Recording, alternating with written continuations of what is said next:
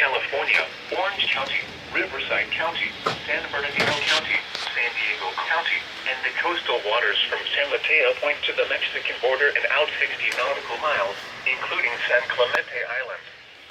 A test signal was broadcast to test the public warning system.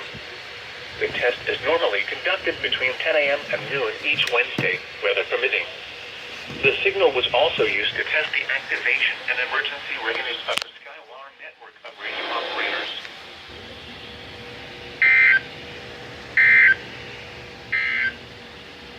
Now for the official. Alright, so that was the required weekly test. This is going to be the last EAS video unless if I'm absent on Wednesday, if an EAS comes on the weekend, or if Thanksgiving break comes up. So tomorrow's my first day of school, so my video posts won't be as often. Zone guard went off, that's good. There we go.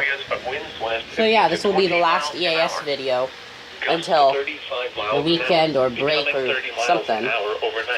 So I guess I'll see you guys in the next video.